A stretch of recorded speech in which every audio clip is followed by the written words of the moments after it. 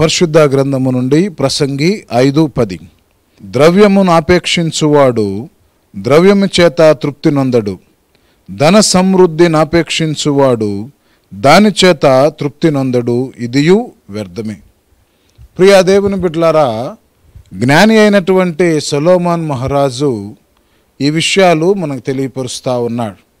సొలొమోను జీవితంలో సమృద్ధిని చూశాడు గనక సొలొమోను ఆ సమృద్ధి అంతా చూసిన తర్వాత అంతా వ్యర్థమని చెప్పని సాక్ష్యం ఇస్తున్నట్టుగా మనం చూస్తూ ఉన్నాం.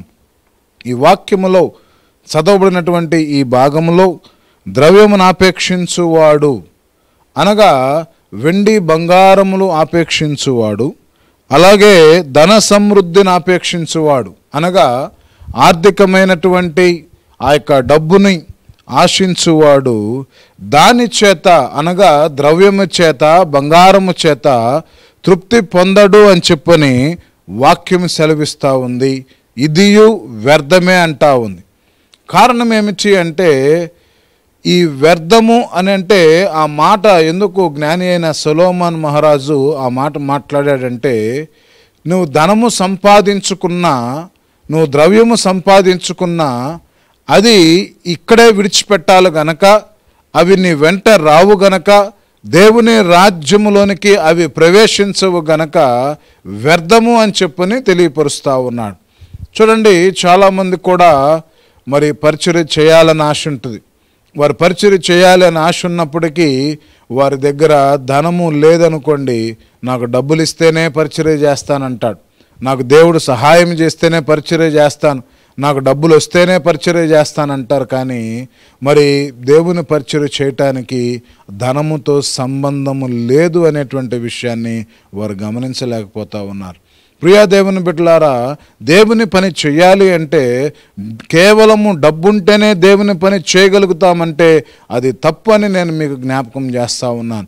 డబ్బులుంటే నువ్వు దేవుని పని చేయటం కాదు, డబ్బు నీకు దేవుని పని చేయలేవు. కానీ కేవలము దేవుని యొక్క కృప వలన, అలాగే దేవుని మీద విశ్వాసముతోనే నువ్వు దేవుని పని చేయగలుగుతావనేటువంటి విషయాన్ని జ్ఞాపకం చేసుకోవాలి.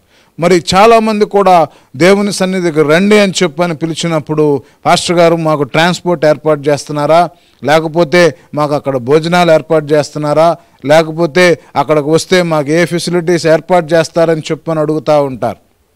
ప్రియా దేవుని బిడ్డలారా, ఇలా అడగటం వలన నువ్వు ధనము వైపు చూస్తున్నావే కానీ నీ యొక్క ఫెసిలిటీస్ వైపే చూస్తున్నావు. కానీ దేవుని రాజ్యములో చేరటానికి, వాక్యాన్ని విని ఆత్మను రక్షింపజేసుకోవటానికి, దేవుని రాజ్యములో ఒక దినము ప్రభు వచ్చినప్పుడు ఆయనతో కూడా ఎత్తబడటానికి కావలసినటువంటి ఆత్మీయమైనటువంటి వాక్యాన్ని మటుకు నువ్వు వెతికి వెంటాడేటువంటి ఆత్మీయ స్థితిని కోల్పోతే ప్రియులారా, దానివలన ప్రయోజనం లేదు. అందుకనే దేవుడు ఒక మాట అంటున్నాడు. చూడండి, పరిశుద్ధ గ్రంథములో దేవుడు ఏమంటున్నాడంటే, సామెతల గ్రంథము 13వ అధ్యాయము 11వ వచనంలో అంటున్నాడు, మోసము చేత సంపాదించిన ధనము క్షీణించిపోవును, కష్టము చేసి కూర్చుకొనువాడు తన ఆస్తిని వృద్ధి చేసుకొనును. దేవుని యొక్క మాటల్లో ఈ మాట చాలా శ్రేష్టమైనది ప్రియులారా. ఈరోజు ధనము, డబ్బులు కావాలి, డబ్బులు లేకపోతే ఇంక లైఫ్ లేదని అనుకుంటాడు, డబ్బులు లేకపోతే ఇక జీవితమే లేదనుకుంటాడు, డబ్బే శాశ్వతం అనుకుంటాడు. ఇంకొకళ్ళ వైపు చూస్తారు, చూడండి వాళ్ళకి మిద్దులు ఉన్నాయి, వాళ్ళకి ఆస్తులు ఉన్నాయి, వాళ్ళ కార్లు ఉన్నాయి, వాళ్ళకి బంగారం ఉంది, వెండి ఉంది, వజ్రాలు ఉన్నాయి, అన్నీ ఉన్నాయి, నాకు ఏమీ లేదు అని అనుకుంటా ఉంటారు. కానీ ప్రియా దేవుని బిడ్డలారా, వాక్యం అంటూ ఉన్నది ధనము అవసరమే, కానీ ఆ ధనమును ఇతరుల వైపు చూచి మనం పోల్చుకోవాల్సినటువంటి అవసరం లేదు. దేవుడు నీకు ఏది కావాలో అది దేవుడు నీకు సమృద్ధిగా ఇస్తాడు. దేవుడు నీకు ఎంత కావాలో అది దేవుడు నీకు సమృద్ధిగా ఇస్తాడు. కానీ ఆ యొక్క ధనము వైపు మనం చూచేమంటే మనం ఏం చేస్తామంటే ఈజీగా వచ్చే మనీ కోసం ప్రయత్నాలు చేస్తాం. కష్టపడకుండా మనకు డబ్బులు రావాలనుకుంటాం, కష్టపడకుండా మనము ధనము సమకూర్చుకోవాలనుకుంటాం. కానీ వాక్యం అంటూ ఉంది, మోసము చేత సంపాదించిన ధనము క్షీణించిపోవును, కష్టము చేసి కూర్చుకొనువాడు తన ఆస్తిని వృద్ధి చేసుకొనును. మోసము చేస్తే నీకు ధనము రాదు. ఈరోజు వ్యాపారాలు మనం చూస్తూ ఉన్నాం, ఈరోజు అనేక రంగాల్లో మనం చూస్తూ ఉన్నాం, అనేక మరి కంపెనీస్లో కానివ్వండి, మార్కెట్లో మనం చూస్తూ ఉంటే ఎక్కడ చూసినా కూడా మరి మోసం జరుగుతూనే ఉంది ప్రియులారా. మరి అలా మోసము చేసి సమకూర్చి ధనము సంపాదించుకొనటం అది దేవుని యొక్క చిత్తమా? ఈ విషయాన్ని నేను కేవలం క్రైస్తవులకే చెప్తా ఉన్నాను. అలా దేవుని యొక్క చిత్తమా? కాదు కదా. దేవుడు మోసగాడా? కాదు. దేవుడు మోసపుచ్చే దేవుడా? కాదు. దేవుడు మాట్లాడే దేవుడు, ఉన్నవాడు, అనువాడు, అన్ని విషయములో నీకు సహాయము చేసేటువంటి దేవుడు మనకున్నాడు.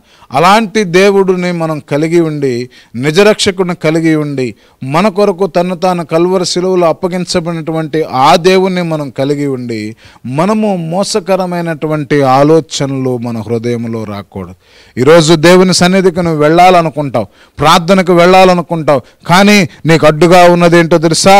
నువ్వు ధనము వైపు చూస్తూ ఉన్నావు ప్రియులారా. అడ్డుగా ఉన్నదేంటో తెలుసా?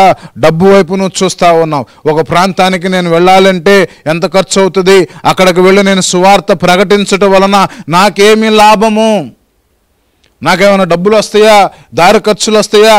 నా కుటుంబానికి ఏమైనా ఖర్చులు వస్తాయా అని చెప్పని ఆలోచన చేస్తూ ఉంటారు. ఇలా ఆలోచన చేస్తే మనము దేవుని పరిచర్య చేయగలుగుతామా? ఇలా ఆలోచన చేస్తే మనము దేవుని పనిలో రాణించగలుగుతామా? ఇలా ఆలోచన చేస్తే మనము దేవునిని సంతృప్తి పరచగలుగుతామా? ఎందుకంటే దేవుడు నిన్ను పిలుచుకున్నాడు ప్రియులారా. ఇన్ని వేల మంది, లక్షల కోట్ల మంది జనములో దేవుడు నిన్ను ఎంపిక చేసుకున్నాడు. తన సొత్తుగా ఎంపిక చేసుకున్నాడు, తన బిడ్డగా ఎంపిక చేసుకున్నాడు. నిన్ను ఆయన రూపొందించుకున్న దినము మొదలుకొని నీవు ఆయన బిడ్డగా ఎదగాలని చెప్పని దేవుడు ఆశించాడు, నిన్ను ప్రేమించాడు. నిన్ను దేవుడు నిత్య రాజ్యమునకు తీసుకువెళ్ళటానికి ఆయన ఎంపిక చేసుకున్నాడు. కానీ నువ్వేం చేస్తున్నావంటే, దేవుని రాజ్యానికి చేరవలసినటువంటి నీవు దేవుని పనిలో వాడబడటానికి, దేవుని పరిచర్య చేయటానికి, దేవుని యొక్క సంఘమును కట్టడానికి నువ్వు ప్రతి విషయంలో కూడా ఆర్థికమైనటువంటి లావాదేవీల వైపు నువ్వు చూస్తూ అవి నీకు సరిగ్గా అందుబాటులో లేవు కాబట్టి మోసకరమైనటువంటి ఆలోచనలు చేస్తూ ఉంటారు. ఈరోజు చాలామందిని చూస్తూ ఉన్నాం. మరి వారి జీవితంలో మనం గమనించినట్లయితే ఏదో ఒక రకంగా మనము డబ్బు సంపాదించుకోవాలి, ఏదో ఒక రకంగా మనము డబ్బుని మనం సంపాదించుకోవాలి అనేటువంటి తలంపులు వారిలో కలిగి ఉంటాయి. ప్రియ దేవుని బిడ్డలారా, లోతుగా నేను చెప్పటం లేదు, కానీ ఆ విషయాలను మీరు గ్రహిస్తారని నేను నమ్ముతా ఉన్నాను. కాబట్టి మోసము చేత సంపాదించు ధనము, నువ్వు దేవుని దగ్గరికి వెళ్ళాలంటే నువ్వు దేవుని దగ్గరికి వెళ్ళు, మీటింగ్కి వెళ్ళాలంటే నువ్వు మీటింగ్కి వెళ్ళు. దేవుడిని కాళ్ళు ఇచ్చాడు, చేతులు ఇచ్చాడు, దేవుడిని జ్ఞానం ఇచ్చాడు, దేవుడికి ఆరోగ్యం ఇచ్చాడు, దేవుడు నీకు సకల సమృద్ధిని ఇచ్చాడు. ఇచ్చినప్పుడు నువ్వు ఇతరుల మీద ఆధారపడాల్సిన అవసరం లేదు. నీ కలిగిన దాంట్లో నువ్వు వెళ్ళు. నీ దగ్గర ట్రాన్స్పోర్ట్కి లేకపోయినా వాక్యం కోసం అవసరమైతే నువ్వు నడిచి వెళ్ళి దేవుని వాక్యం విని నువ్వు ఆత్మీయంగా బలపడు ప్రియులారా. ఇలా చేయటం మంచిది. దేవుని దృష్టికి నీవు నీతిమంతుడుగా ఉంటావు. ఇలా చేయటం మంచిది. దేవుని దృష్టికి నువ్వు యథార్థవంతుడుగా ఉంటావని వాక్యము సెలవిస్తూ ఉంది. అలా మోసము చేత కాక కష్టము చేసి కూర్చుకొనువాడు తన ఆస్తిని వృద్ధి చేసుకొనును. మనం కష్టపడాలి, దేంట్లో అయినా మనం కష్టపడాలి. మన కష్టమే ఫలి, మన కష్టమే మనల్ని నిలబెడతా ఉంటుంది. ఎందుకంటే నువ్వు కష్టపడితే ఆ డబ్బు విలువ నీకు తెలుస్తుంది. నువ్వు కష్టపడితే ఆ డబ్బును నువ్వు వ్యర్థముగా ఖర్చు పెట్టవు. నువ్వు కష్టపడితే ఆ డబ్బుని సరైన విధముగా నువ్వు వినియోగిస్తావు. నువ్వు కష్టపడి సంపాదించుకుంటే ఉదయం నుంచి సాయంత్రం వరకు నువ్వు కష్టపడి సంపాదించావు, ఒక 500 రూపాయలు తెచ్చుకున్నావు. 500 రూపాయలతో నువ్వు వెంటనే నువ్వు ఏదన్నా వేరేగా చేయాలనుకుంటే నువ్వు చేయగలుగుతావా?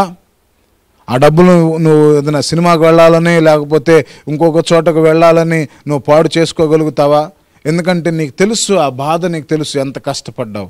కాబట్టి నీకు కలిగినటువంటి ఆ కష్టములో వచ్చినటువంటి సంపాదన ఏదైతే ఉందో ఆ సంపాదనని నువ్వు జ్ఞానముగా ఏం చేయాలంట?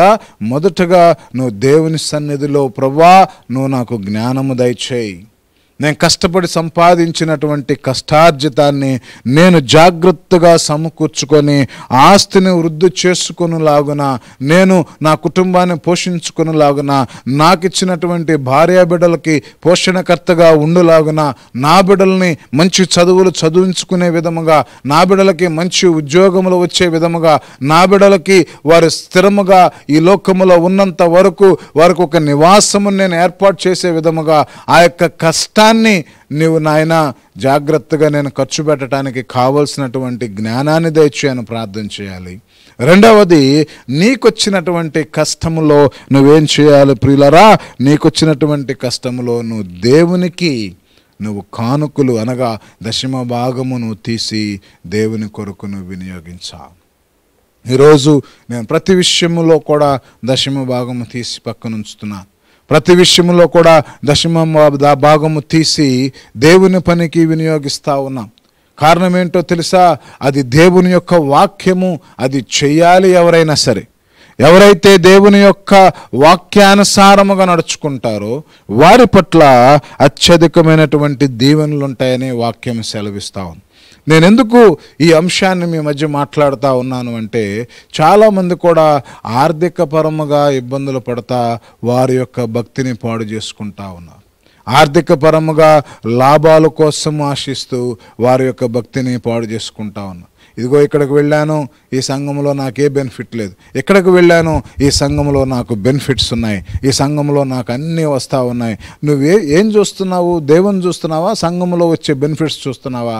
చాలామంది కూడా ఏం చేస్తున్నారంటే, నాకు ఇక్కడికి వెళ్తే ఇక్కడ ఏసీ ఉంది, ఇక్కడికి వెళ్తే నాకు మంచి భోజనం ఉంది, ఇక్కడికి వెళ్తే నాకు ట్రాన్స్పోర్ట్ ఉంది, ఇక్కడికి వెళ్తే నాకు అన్ని రకాలైనటువంటి మేళ్ళు సదుపాయాలు ఈ సంఘంలో ఉన్నాయి. అంటే మనము మేళ్ళు వైపు చూచే వారముగా ఉన్నామా, క్రీస్తు వైపు చూచే వారముగా ఉన్నామా? ఒక్కసారి మనం ప్రశ్న వేసుకోవాలి.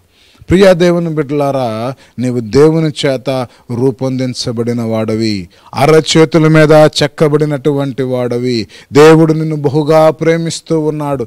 దేవుడు నిన్ను బహుగా ప్రేమిస్తూ ఉన్నాడు గనక ఆయన నీ పాపములు మోసుకొని కల్వరి సిలువలో నీ కొరకు నా కొరకు ఆయన చనిపోయాడనేటువంటి విషయాన్ని మనం గమనించాలి. కాబట్టి మనము ఈ యొక్క మోసము చేత, అంటే నువ్వు దేవుణ్ణి మోసగించేంత విధముగా నీ భక్తి జీవితాన్ని నువ్వు కొనసాగిస్తే దానివలన ప్రయోజనం లేదు. కానీ యథార్థముగా నువ్వు జీవించాలి.